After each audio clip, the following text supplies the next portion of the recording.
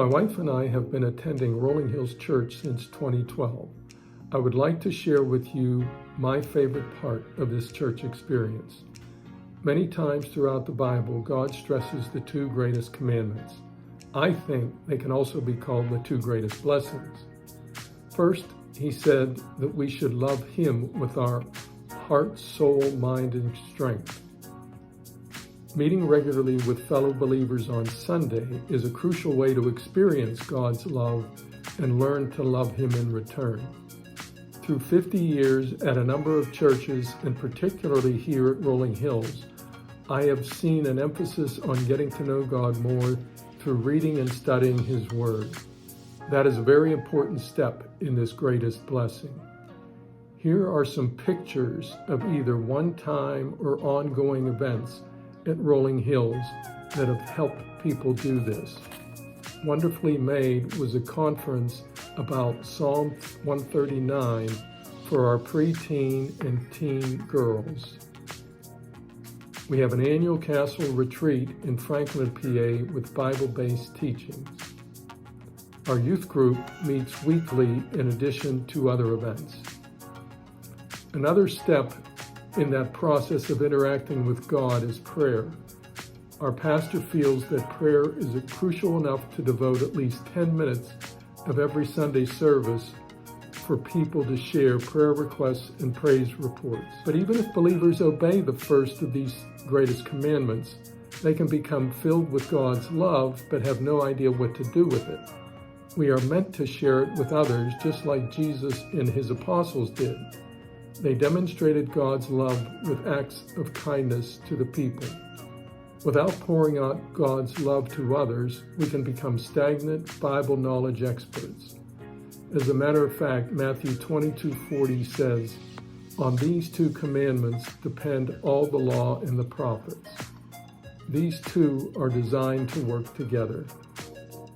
Another crucial step is for church families everywhere to share God's love outside the church. Since Jesus' time, charitable acts of kindness were a main reason why many people became a part of the church and now can look forward to an eternity with God. Next, you will be seeing pictures of our involvement with Serve Erie in 2024. We helped remodel a teacher's lounge of an Erie elementary school. We helped with projects benefiting foster families and recovering addicts.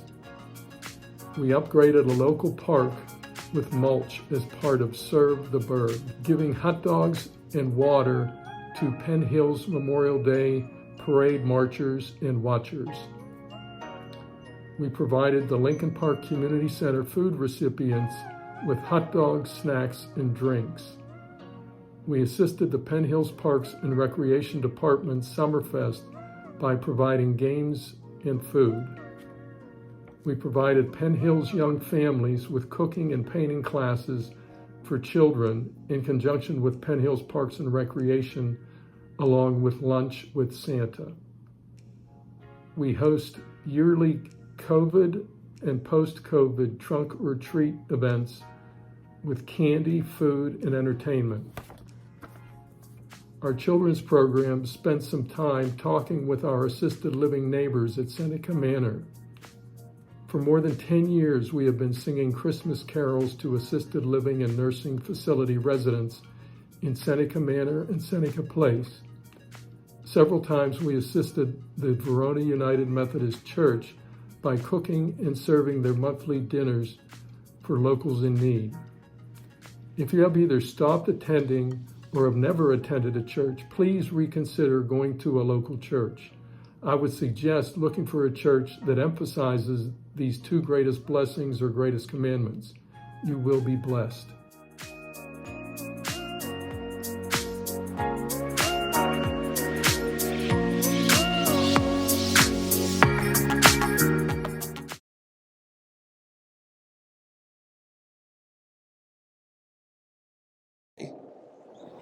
And the only one that rescued us is Jesus.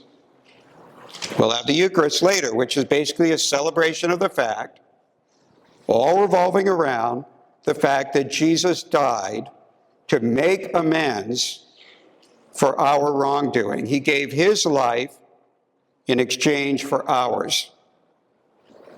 Only that life on the scales could balance out all the sins of the world, because only he was the Son of God.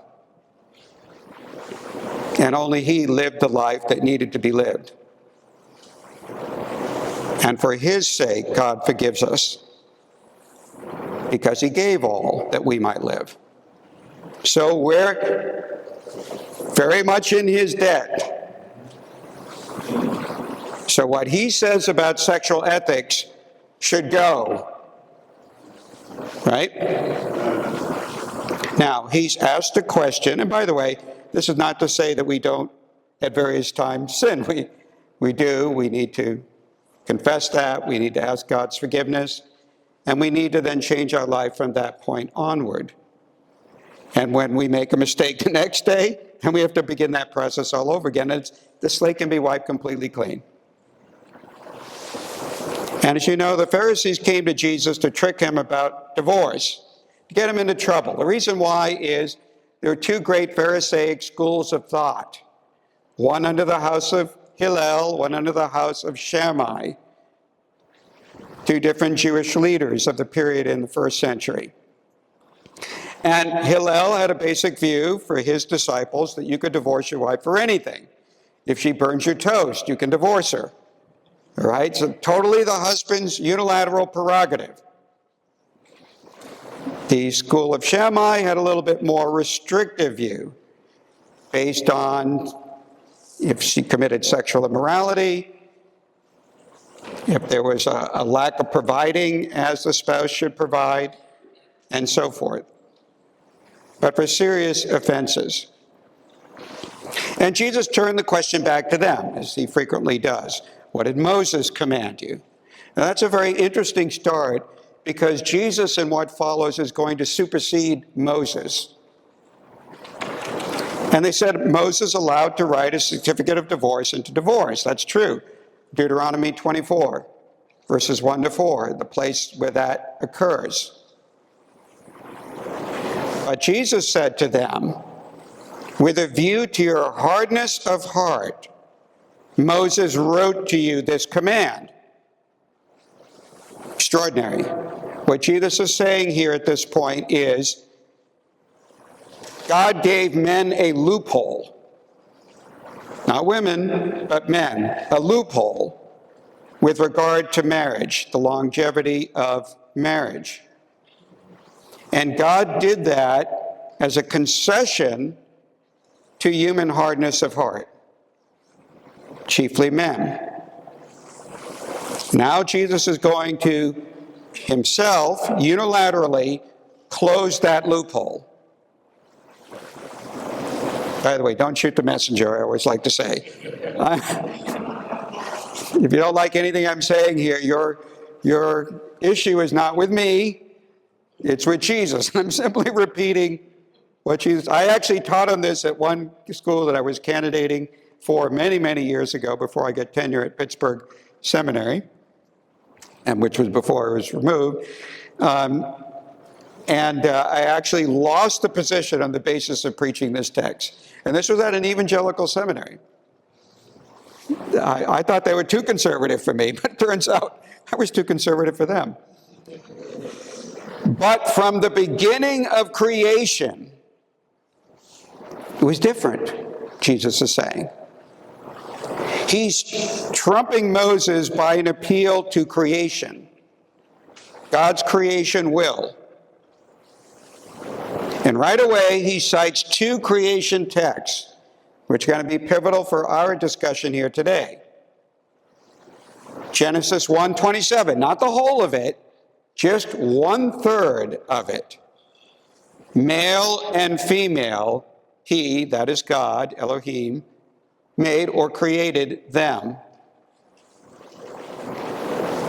Now, I want you to begin thinking about that. Why does he even cite that at all?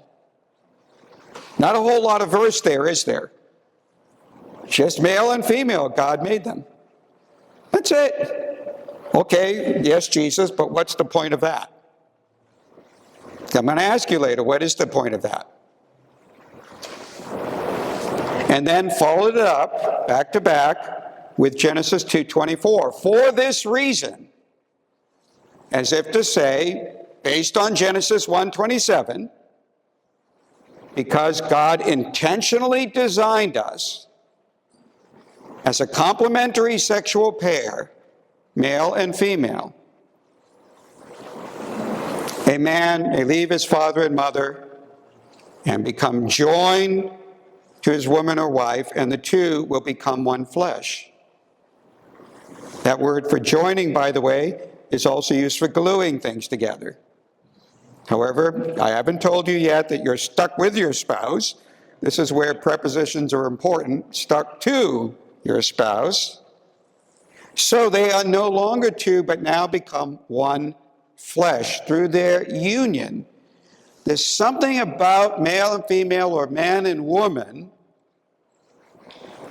that when you join them together, they become one, a single entity.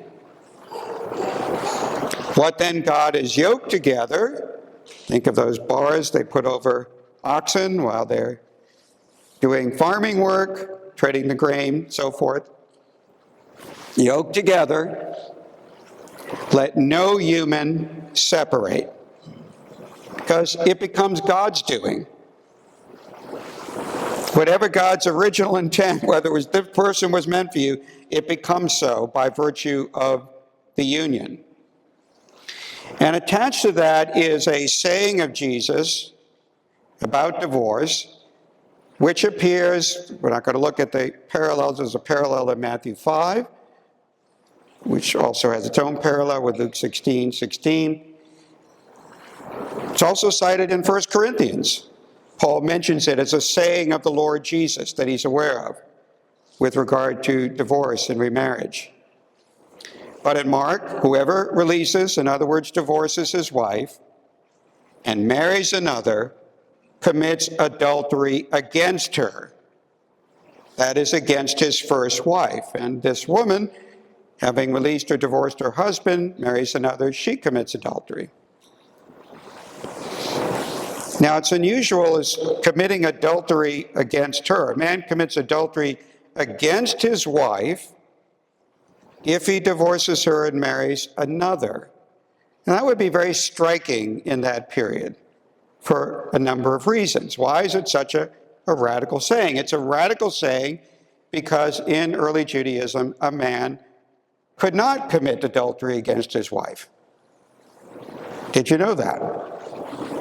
A man could not commit adultery against his wife. He could commit adultery, but it would be against another man. That is, if he slept with that man's wife, he would commit adultery against that man. But he would not be committing adultery against his wife. Why? Because he had a right to multiple wives. And he also had a unilateral right to divorce. That was a loophole that God gave men. Women were not entitled to multiple concurrent husbands, polyandry rather, multiple husbands. Technical term for multiple wives is polygyny, from gune, woman. But now Jesus was saying that a man, even if he divorces his wife, let alone if he doesn't, commits adultery against her when he remarries. He was also in the context implicitly rejecting polygamy, or more specifically, the one form in which we find it, polygyny, multiple wives. How do we know that? Well, if remarriage after divorce is wrong, which is a version of serial polygamy, how much more wrong is what we normally think of as polygamy, concurrent polygamy, multiple partners at the same time, not over time, but at the same time, right? Which is easier to prohibit, polygamy or remarriage after divorce? In our culture, we prohibit polygamy. We don't prohibit remarriage after divorce in the secular culture. And the reason for that is polygamy is the worst offense. And who does not know that? Right? There is a gradation of severity of sexual offenses in Scripture. And we all know that polygamy is worse than remarriage after divorce. A prohibition of the lesser offense, remarriage after divorce, implies a prohibition of the greater offense, polygamy. Right? If you are committing, now Jesus said you're committing adultery against your wife, you man, if you divorce your wife and have sex with another woman, how much more so if you don't divorce your wife? You're still married to her, and yet you're having sex with another woman. Now, we take for granted nowadays, of course, that would be adultery. And that was not taken for granted in the early first century in Palestinian Judaism, or any form of Judaism. Effectively, what Jesus is doing here, if we follow the moral logic of his argument, is that the number of parties in a sexual union is now to be limited to 2. It was always limited to 2 at any one time for women, but now it's going to be limited to 2 for men, whether concurrently or serially. That's a radical concept in early first century Judaism. It means no polygamy, more specifically polygyny, multiple wives, and no remarriage after divorce. Now, I'm going to go back to the question that I raised earlier.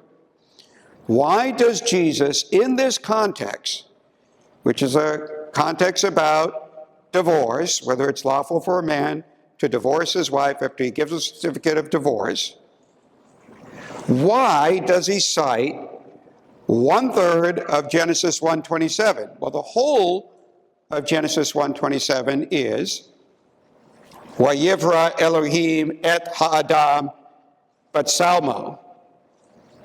That is, and God created, that first word, bara.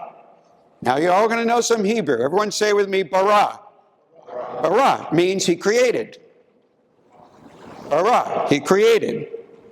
The human, ha-adam. Adam is human. Everyone? Adam. We later say Adam as a proper name for the first human being. But initially, it's just a way of saying the human, Adam, from the Adamah, the ground.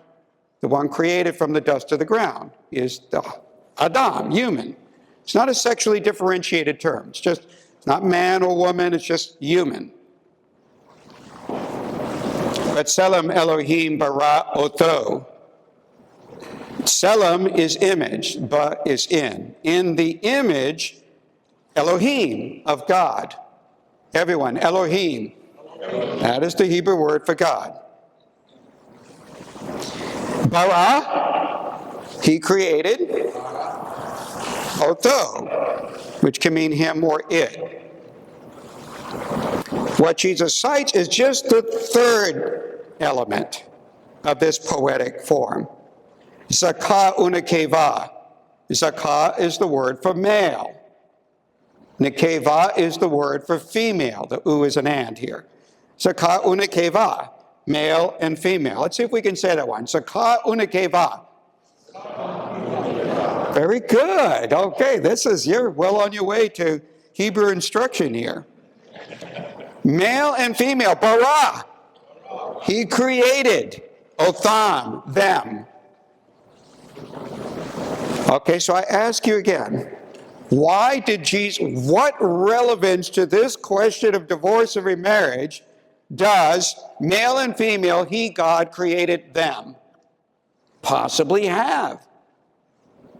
And if you're having trouble explaining that, fear not, because I know very few scholars who understand this point. Maybe 0.1%. Because it's not immediately obvious, is it? Maybe this will help in our understanding of it. There was a group of sectarian Jews called the Essenes, still around the first century, starting around 150 BC, get more or less wiped out at the end of the Jewish revolt in about 70. You may have heard indirectly about them if you've heard about Qumran, series of caves at a place called Qumran on the Dead Sea shore. The Qumran scrolls, which were discovered shortly after World War II in various caves, and gave us our earliest text of the Hebrew Bible, by far, from that point, as well as a lot of other documents of their own community. And one of them was called the Damascus Covenant. Now, actually, that isn't part of the... They did find scrolls of this at Qumran, fragments of it, but this was previously discovered in a storehouse in Cairo that had been preserved. It's called the Damascus Covenant. It's written about 150 years before Jesus spoke on this question. And those Essenes who resided at Qumran were celibate, so this doesn't apply to them. but the Essenes that lived in the towns in the rest of Israel were not celibate, and so this applied to them, the town Essenes. The Essene community rejected, quote, taking two wives in their lives. In other words, they rejected polygyny, multiple wives, which had been given to them as an allowance by Moses, but they rejected it. Now, this is extraordinary. The Essenes were very rigorous in their observance of the law of Moses, so rigorous, in fact, that they thought that the Pharisees were wimps when it came to observing the law. The Pharisees were not stringent enough. That the reputation you see of them in the Gospels? No, it's quite the opposite. Very stringent portrait of them and their insistence on rigorous obedience to the law of Moses. The Essenes thought that the Pharisees didn't go far enough. But they themselves at this point went further than Moses, because they said the foundation of creation is that 1/3 of Genesis 1:27, male and female. He created them. And because those who entered Noah's Ark went in 2 by 2. Why do they cite that? Well, that phrase in Genesis 1:27, male and female, zakah una keva, that doesn't actually appear a whole lot. It's just the first 7 chapters of Genesis, that precise phrase. And a set of them appear in the Noah's Ark narratives. The animals went into the ark 2 by 2, male and female. And this is a Jewish technique of exegesis for trying to bring together two terms, male and female on the one hand, and the number 2 on the other, as a way of saying there's a self-contained duality or two-ness to God's creation of the sexes, male and female. They used this text in Genesis 1:27 as a basis for rejecting multiple wives. How did they do that? Let's ask again, of what possible relevance to Jesus' argument is a citation of just 1/3 of Genesis 1:27? How does the citation of Genesis 1:27, it's 1/3 of it, limit the number of persons in a sexual union to 2? Anyone not a member of my family want to suggest something here? How many of you are waiting for me to give the answer? Raise your hand. Okay. Okay. Jesus' basis for limiting the number of persons in a sexual union to 2, which of course can only happen in marriage because that's the only place where Jesus allows sexual activity, is God's intentional creation of just 2 sexes. Sexes that are complementary to each other, counterparts. A male is a sexual counterpart to a female and vice versa. Hopefully we don't have to give a whole medical lesson here to explain why that is, but anatomically, physiologically, the ability to procreate, and even psychologically, men are from Mars, women are from Venus, men and women are different, and they're different in ways that complement each other. Not complement as in pay a compliment, but complement with a C-O-M-P-L-E-M-E-N-T, that is, they fill in the gaps of the other. Right? They're different from each other in a ways that moderate the extremes of each sex and fill in the gaps. It's an intentional design on God's part to create a whole out of 2 sexual halves. Right? You have a sexual spectrum. One side you have male, another side you have female. These are the 2 halves. And when you bring them together in a sexual union, you now have not a sexual half, but a sexual what? Whole. Because the only 2 sexes that God intentionally created have now been united into a single bond. The 2-ness of the sexes, then, grounds the principle of a 2-ness of number. there ought to be a limitation of two persons to a sexual bond because God created two sexual halves. And when one half unites with the other half, that makes a whole. A third party then would be neither necessary nor desirable, right? You've already brought the totality of the sexual spectrum together. Why would you need a third or a fourth or a fifth partner? You don't. You're already united to your sexual counterpart or other half.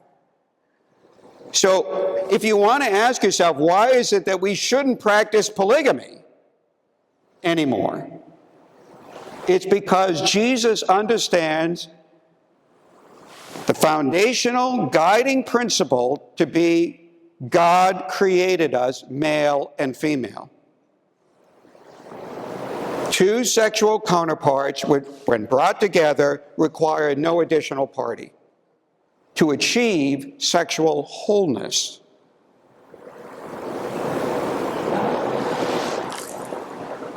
Once the two halves of the sexual spectrum are brought together into a sexual whole, a third party or more becomes neither necessary nor desirable. Now, this is what I really want you to hold on to when you leave here and never forget it. Will you promise me that? Amen. We'll do our best, okay? I'm not making any guarantees. We'll do our best. Okay. It's not just that Jesus is citing two creation texts that presume that marriage is between a man and his woman, between a male and a female. Most people get that. What they don't get, and I mean virtually no one, even in the scholarly community gets, is it's something more significant than that. What Jesus does is he establishes a male-female prerequisite for sex as a foundation for sexual ethics from which he can then extrapolate other standards in sexual ethics. Do everyone get that? That was a big mouthful, so let me simplify that. Male and female, God created them. On that basis, all other sexual standards are deduced. This is not one among many sexual standards. This is the foundation, exactly what the Essenes said about it. Jesus would have totally concurred. The foundation of creation is, that is the foundation of all sexual ethics is, male and female, he created them. That's a two-sex requirement or prerequisite for sexual relations. You got to have those two sexes. If you don't, it's not a valid sexual union. And what other sexual ethics standard did Jesus extract from that foundation? He extracted a limitation of two persons to a sexual union, marriage, right? We call that monogamy from the vantage point of one person in the union. You have only one other person that you can have relations with at any one time, right? But there are only two in that, right? So the monogamy standard itself is predicated on the notion that there has to be a male and a female in the union. Because again, the two halves of the sexual spectrum, once united, make a single whole. Does everyone get that? I want to make sure everybody gets that. It is not just that Jesus is citing Genesis 1:27 and 2:24 to say, see, a marriage involves a man and a woman or a male and female. It's not just that. It's that he's making that male-female prerequisite the foundation for all other sexual ethics standards. Now, which is more important when you're making a building? I'm not a builder. This is one talent that God never gave me. Or maybe he did and I resisted it. Probably it's that. Sin. It's probably sin. Let's just admit it. But when I know this much, right? When you're building a building, what is the most important? The foundation. Because without the foundation, nothing else can be built on it, can it? You got to have a good solid foundation. If you have a bad foundation, there's no point in building. The foundation of sexual ethics is God, in male and female, he made them, God created them, he intentionally designed two primary sexes. Forget about what sin does thereafter. The only thing God intentionally, deliberately did is he designed two sexes that complement each other and create a sexual whole when united. That's the basis for everything else. Now, what does that say for polyamorous relationships? If you don't know what polyamory is, bless your heart. Unfortunately, I have to work in these issues, but polyamory simply means multiple partners. Poly from polo meaning many, right? So polyamorous relationships are relationships of any kind of configuration that involves more than two persons concurrently. That, according to Jesus in this text, is an assault on the two-ness of number. But the two-ness of number is itself only a secondary principle extrapolated from the foundation of two sexes. So it's a violation of a principle that's secondary, not primary, but secondary, but still obviously very important, right? And we can add to that another element, although Jesus doesn't explicitly speak to it, here it's implicit in the text. And that's about adult consensual incest. Too much identity on the level of kinship. Not enough kinship otherness, what we might say today is not enough differentiation in the gene pool, right? Implicitly, incest is prohibited on the basis of another secondary principle extrapolated from the foundation. Namely, that if you have a male and a female involved in the union, there's a principle there of otherness. Otherness within sameness. Yes, sameness in terms of human beings, but otherness in terms of sex. You can have too much differentiation in a sexual union. Bestiality would be the classic example, or pedophilia. Or you can have too much sameness, structurally speaking, on the part of the participants. Incest. Too much sameness on the level of kinship, which is why Leviticus 18:6 says, you shall not have sex with the flesh of your own flesh. Somebody who's already too much you on the level of kinship. Now, that has implications for the issue of homosexuality, or more specifically, homosexual practice. While polyamory and incest are only attacks on principles extrapolated secondarily from a foundation, a male-female foundation, homosexual practice is obviously a direct attack on the very foundation itself. Because if the foundation is a male-female prerequisite, then homosexual practice says effectively you don't need a male and a female. Any two persons of any sex will do. And if you're attacking the foundation, that makes homosexual practice a more or less severe violation than polyamory and incest. More severe, because it's attacking the foundation, and the foundation is more important.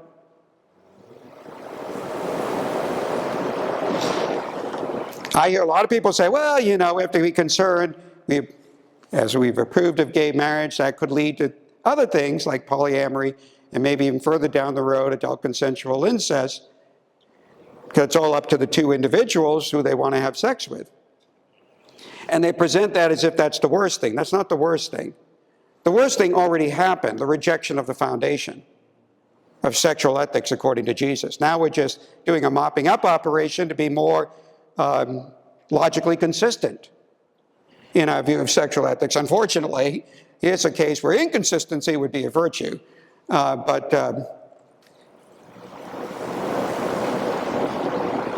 Okay, why then did Jesus not speak directly against homosexual practice in his culture in early 1st century AD in Palestine? One, the Hebrew scriptures are already very clear about the issue. Two, there was no Jew in Jesus' day that we know of advocating homosexual practice.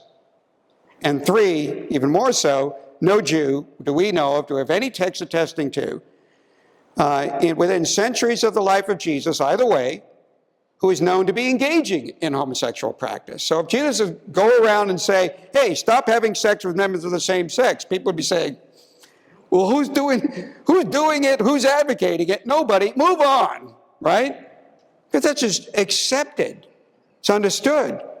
What Jesus did is he went further and applied the moral logic of that to determine the number of persons allowable in a union. It simply would have been a waste of his time to talk about that directly. Instead, he built on the positive flip side of the same coin of no homosexual practice. One side of your coin says no same-sex relations. The flip side of that would say a male-female requirement. Same thing. One positively states the point, the other negatively. Far from being open then to homosexual relationships, Jesus was the most rigorous applier of the moral logic of a sexual binary anywhere in the ancient world. Nobody took it as far as he did in terms of the number of partners in a union. And all that was based on the logic behind a sexual binary as the requirement. All right, seeing now I'm already way past what I thought I'd be at this point, so let's still forge ahead and try to say something about Genesis 1 and Genesis 2. So again, Genesis 1, 27 text, which is in the middle here, highlighted. What is the connection? I want you to note, first two lines have to do with image bearing. God created the Adam or human in his image. In the image of God, he created it or him. That's a form of what we call synonymous parallelism. It's a parallelism of lines. The second line is simply restating the first line. That's the way they did poetry in ancient Hebrew, ancient Israel. And then follows male and female created them. So the question is, the big question here for this text is this: what is the connection or link between bearing the image of God and being made male and female? What's the importance of that? First of all, some people say male and female, he made them, is just a way of saying everybody. That's not actually true. Because, again, the phrase male and female in Hebrew, sakah una keva, never means merely all humans. It always denotes a sexual pair. That's true of the context of procreation in Genesis 1:27. It's true of its restatement in the genealogy in Genesis 5:2. Obviously, to have a genealogy, you have to have a male and a female capable of procreating. And it's true of the Noah's Ark narratives, the reason why Noah preserves a male and a female of each species. Otherwise, there's no procreation. It always denotes a sexual pair. Now, animals are also created male and female. But animals are not created in God's image, right? But human beings have a unique feature to them, and that is that their creation as male and female is integrated into their creation as God's image. And I like to quote a Jewish scholar, now deceased, but great scholar, wrote a commentary in Genesis for the Jewish Publication Society, in which he says, Nahum Sana, in which he says, human sexuality is of a wholly different order or category from that of the beast, because sexual perversion, according to Genesis 1:27, is viewed as a desecration of the divine image of man, of humans. Now, by sexual behavior, an animal cannot desecrate the divine image, right? Because an animal is not made in God's image. You know, classic example. Our dog Benji, sweet little dog. We didn't get him for his brains. We didn't get him for his brawn. We got him for his maximal cuteness. And now Benji, I've discovered, take him out for a walk, I see he's not very discriminating when it comes to sexual ethics. Do I derive my pattern of sexual ethics from Benji? No. But does God hold Benji culpable for his, let's just call it gently, sexual indiscretions?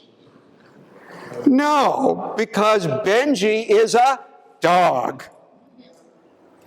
And he's not made in God's image, so God doesn't hold him accountable, but he does hold us accountable. That's the point for the link.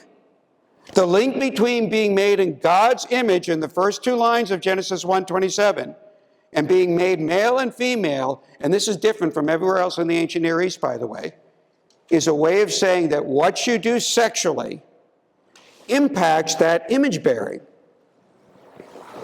If it's something bad that you do sexually, it desecrates the divine image stamped on your being. That's how severe it is. Unlike with animals, what humans do can enhance or efface the image of God stamped in their being. In short, sexual behavior impacts image bearing. That's sacred.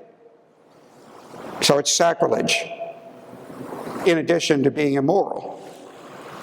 Especially when it challenges the foundation of all sexual ethics, male and female. He made them by saying for sexual unions that doesn't matter. Paul, when he discusses the question in Romans 1:24-27, actually in the background echoes the Genesis text in Genesis 1:27-28, because he talks about humans, image, likeness. He talks about the creation of birds, cattle, and reptiles.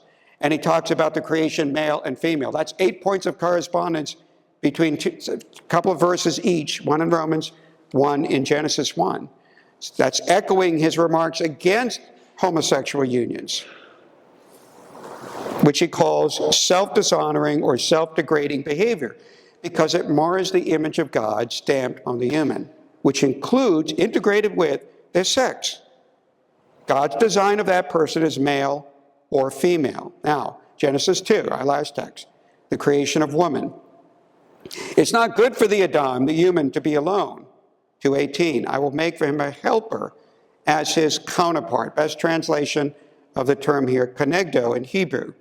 The neged, which is the preposition used as a noun in that phrase that I've translated here as his counterpart, literally means both similar and opposite, which is expressed by counterpart or complement.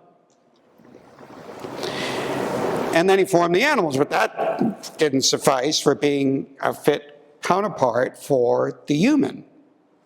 So Yahweh God caused a deep sleep to fall upon the Adam, the human, and he slept. And he took one of his sides. I'm going to say sides instead of ribs for a reason you're going to see in a moment. And he closed up its place with flesh. And Yahweh God built the side, which in Hebrew is the word Selah. Everyone, Selah.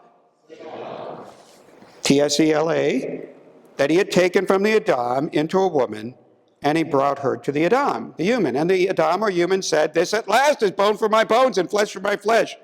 So this one shall be given the name Isha, woman. Everyone, Isha. That's the Hebrew word for woman. Because from man, Ish, that's a gender-specific term, not a generic term, was taken. Therefore, an Ish, a man, shall leave his father and mother and become attached or joined, stuck, united to his woman or wife, same term, Isha, and they, or the two in the versions, the non-Hebrew text, shall become one flesh. Let's look back at that word, Selah, which is translated rib in your text. How is it used elsewhere? In 2 Samuel 16, it's used to refer to the side of a hill. Everywhere else in the Hebrew Bible, what's some other 33 occurrences or so in the Hebrew Bible, that term is always used to refer to the side of a piece of sacred architecture. The side of the ark, or of the tabernacle, the movable tent shrine, or the incense altar in the tent shrine in the book of Exodus. Or the term Selah is used of the planks and side rooms of the Solomonic temple in 1 Kings 5. or of the eschatological temple that Ezekiel outlines, a future temple. Isn't that interesting? Here's a term that almost everywhere outside of Genesis 2 is used for a piece of sacred architecture. That's a way of saying that human sexuality to God is sacred architecture. It's another way of saying what was said in Genesis 1:27, that if you fool with that, you can desecrate the divine image. Here, it's in the context you're messing with God's sacred architecture, his intentional design of humans as male or female.